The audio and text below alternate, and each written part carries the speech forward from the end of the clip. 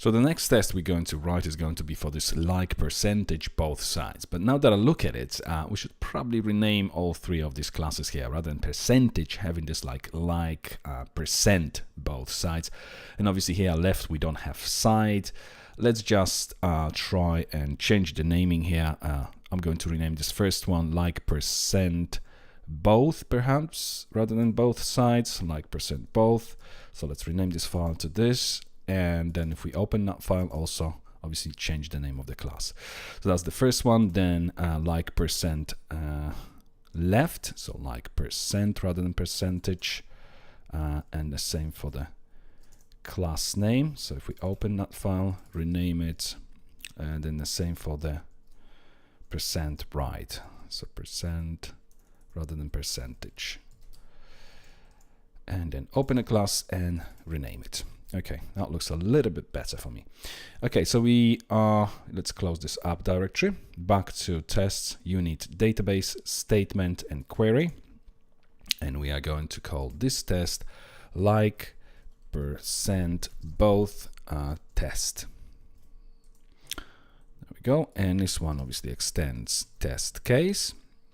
And we are going to start with public function returns correct statement. Make it quickly a test.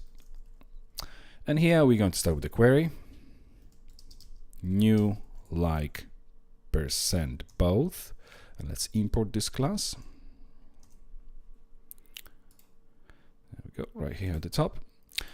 And we are only going to give it a field name, which is going to contain a table name as well. So books. This time let's make it title. And then we're going to go for the assertion, assert equals, the statement should say books, title, like, and then question mark. When we run trim white space and then query, statement, and let's just put 1 here for the value, and the message, let's say like percent both. I'm just going to misspell it most probably, so let's just copy the name of the class. Statement returned incorrect statement. Okay, let's save it and run the test. And if we point to the test file, php unit tests, unit, then we have database, statement, query, and we have like percent both. And there we go, one test, one assertion, which is passing. Okay, next test, and I'm going to close this file browser on the left here. Let's create a few new lines.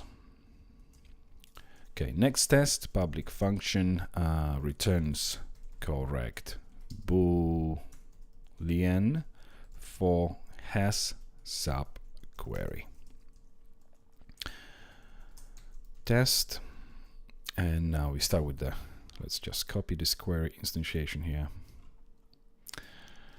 And then we go for this assert false when we run query hasSAPQuery. We obviously didn't provide the second argument here, that's why there's no subquery. And the message, let's say again, name of the class followed by the name of the method hasSAPQuery returned true, because we're testing for false. If it returned true, then obviously this would fail. That's why we're saying in the message that it returned true. Okay, let's run this test as well. And there we go, 2 tests, 2 assertions, all good. And then we are going to, let's copy the entire thing and paste it underneath. This time we actually are going to provide the subquery as the second argument. And let's use new pivot exists equals. Let's import this class.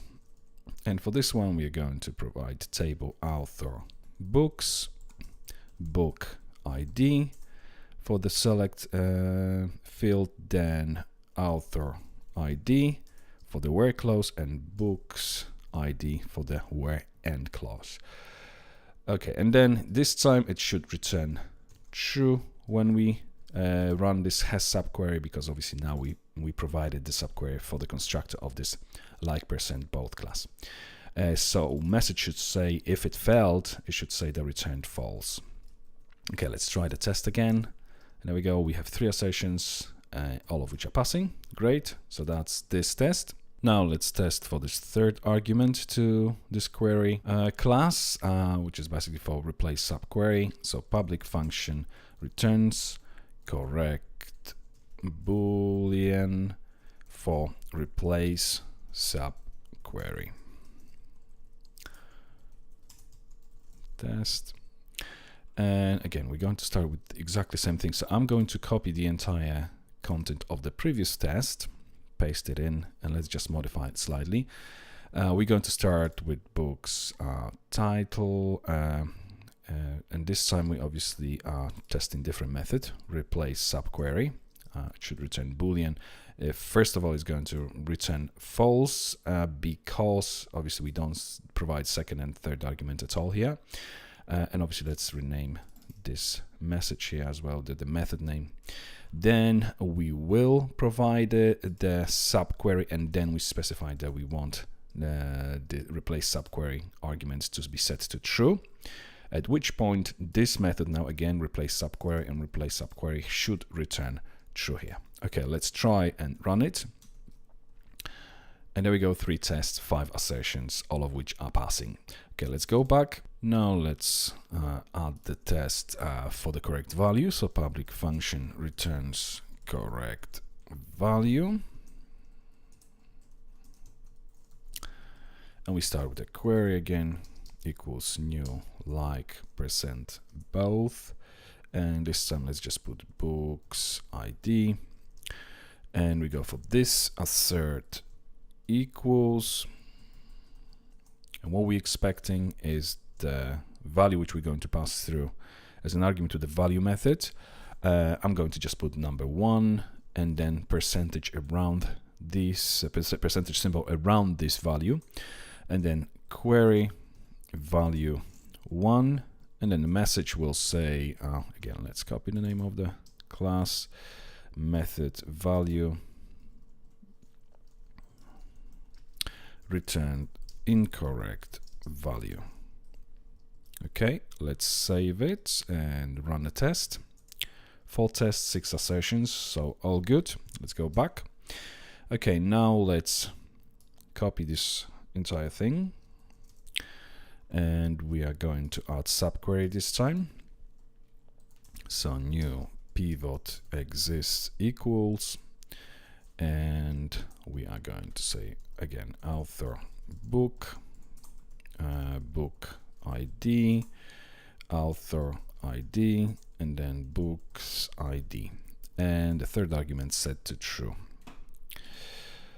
And this time what we are expecting to get is going to be book when we pass value book as a string. So obviously there is really no difference when we have subquery or not. The value should still be the same. As long as we have a single value rather than array, that should always return the value, basically based on whatever format we have. If you click on this value here, you can see we're replacing whatever binder has, we're replacing this dollar symbol there, and obviously for this specific class, this LikePercentBoth, if we just go back here, you can see this, the dollar symbol is surrounded with these percent symbols, and this is where this dollar symbol gets replaced with the value. If we were to pass the array, the situation would be slightly different. Let me just show you in a moment actually what it's going to be, but let's run this test first. So we've got value return incorrect value with subquery replacement, and let's run this. So testing, and 4 tests, 7 assertions, all of which are passing. So now let's go back. So now let's duplicate this test, and actually just to distinguish between the two, with subquery replacement, let's do this value for subquery replacement with string, and then value for subquery replacement with array this time. We are going to pass the array here, and the array will contain a number 2 and say 10. And here what we should get is in between the brackets, obviously surrounded with these percent symbols, 2, 10. That's what we should get. So let's run this test again. And that's exactly what we're getting. Test passes, so obviously that works just fine.